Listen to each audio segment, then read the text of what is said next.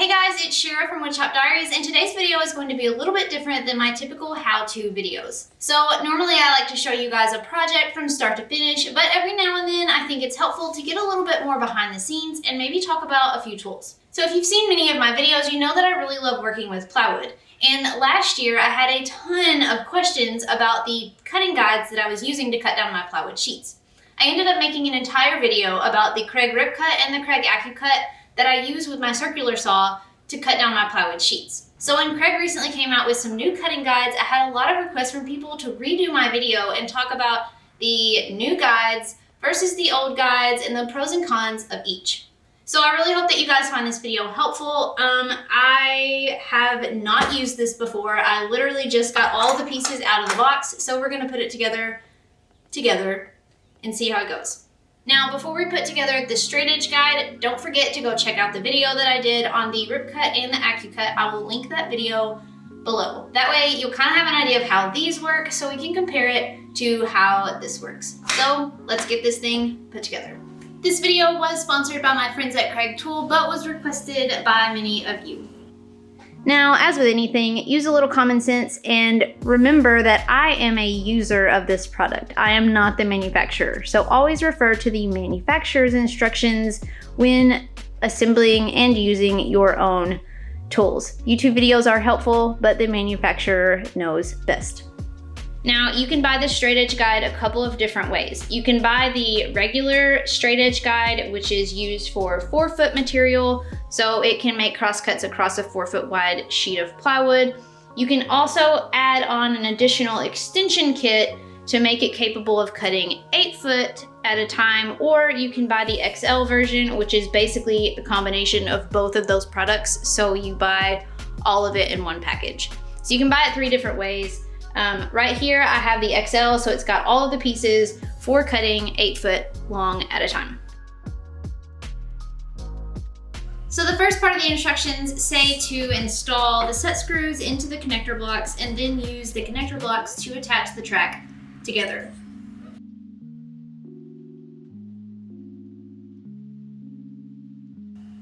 Once the tracks were together, the instructions also said to install the clamp onto the end and the handle as well, and then install the adjustment arms onto each end of the track. Now, I installed these and then I had to remove them and reinstall them because apparently they go different directions based on whether or not you're using a left hand or a right hand circular saw. So be sure to read the instructions before you install the arms. So the first thing is that I want to make sure, one, I have a plywood blade in because I'm about to cut plywood, but 2, I want to make sure my blade is square.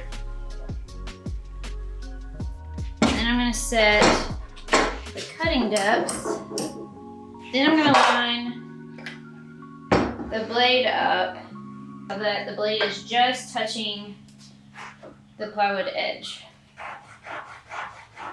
I'm going to mark the edge of the base plate here, and then I'm going to do the same on the other side.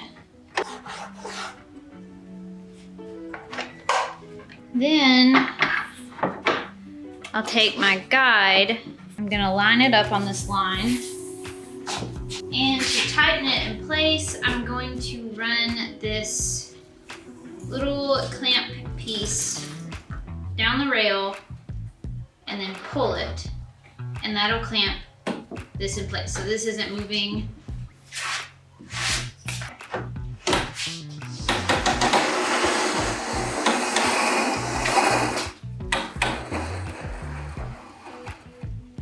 Okay, so the blade is making constant contact with the edge of the plywood. It doesn't look like it's pushing too much. So now we can adjust the indicator tabs. So we can pull this little arm out here and align it with the edge of the material, and then adjust this piece, tighten the thumb screw to lock it in place. And we do that for both sides.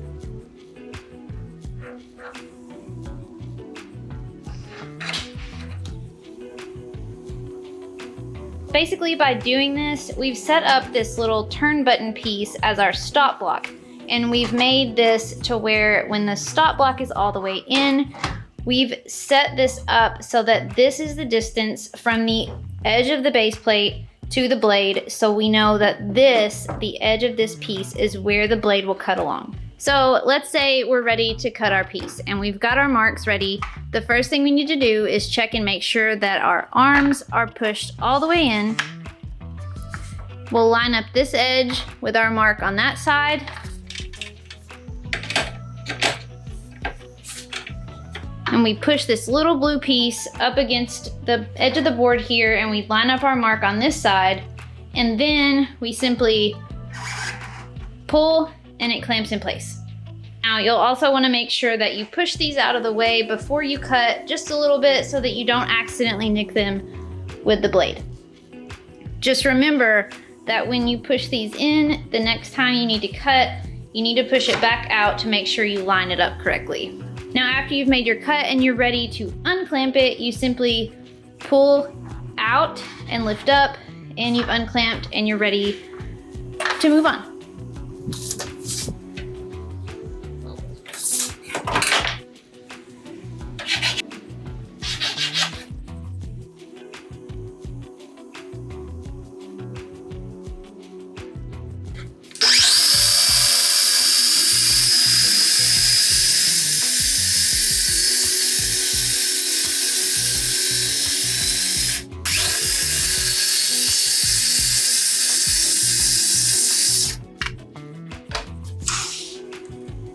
Right at 30, and that's what I intended to cut.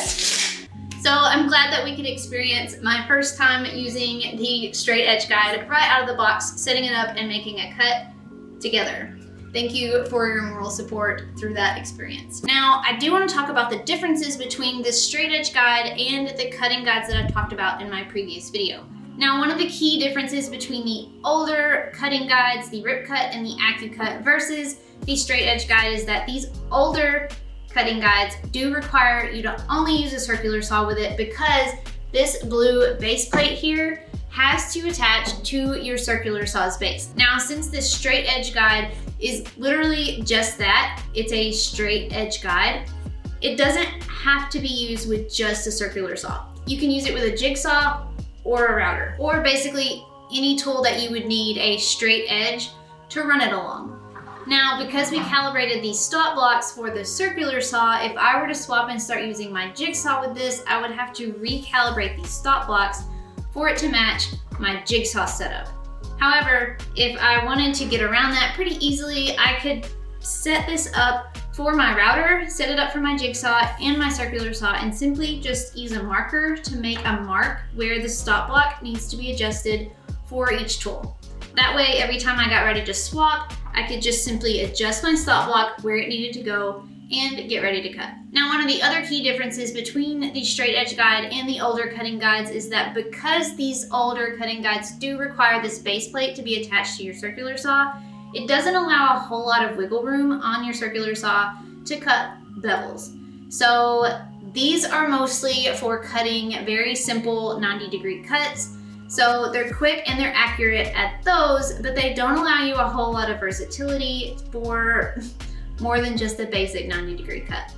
But the straight edge guide, because it is just simply a straight edge guide, you can easily adjust the bevel angle on your circular saw or your jigsaw to cut a beveled angle at whatever angle that your saw will allow you to. Again, keep in mind that with a bevel angle, your stop blocks might need to be slightly adjusted because the angle may push your measurement out a little bit or in a little bit, just something to take note of. But either way, this will allow you the option to cut more than just a square cut. Now, if you want to talk about pros and cons of each of the three cutting guides, let's start with the Rip Cut.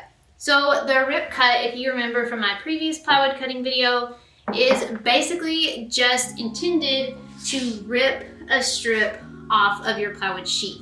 Now, it's really great at efficiently cutting consistent pieces, but that's about all that it does. So you can't really cut any cool miter designs, you can't really use it with anything but a circular saw. It's intended for one purpose, and that purpose is cutting consistently wide strips off of a sheet of plywood. Now, it's great at its job, but it only has one job. Now let's talk about the AccuCut. So the AccuCut, like the Rip Cut, is intended for use with only a circular saw, using this base plate to slide along the track. Now it will make nice straight cuts using a circular saw, but one of the cool features about the AccuCut is that unlike the straight edge guide, the AccuCut can be laid across the board or the sheet in any angle that you wanted. So if I wanted to cut a 30-degree angle this way, I could simply draw out my line and lay my AccuCut onto the board and then run my saw along it. So the AccuCut is not limited to only 90-degree square cuts. Now, if we get into the straight edge guide that I just demonstrated earlier in this video, it doesn't have a whole lot of wiggle room here. So this is intended for making 90-degree cuts across the board. Now, you may be able to get it slightly off, but you're not going to be able to cut like a 45 straight across the sheet of plywood because it's just not designed for that. But this is a really good option if you want to make beveled cuts or if you want to use different tools besides just a circular saw. So each of these cutting guides have their own pros and cons. I really hope that this video was helpful to see the new straight edge guide and to see a little bit of the difference between it and the older cutting guides that I've been using. This piece that I just cut is actually the first cut of my next project, so if you aren't already subscribed, be sure to subscribe to my channel so you don't miss out on all of the upcoming projects that I will be sharing and building along the way. Thanks so much for watching, you guys, and until next time, happy building.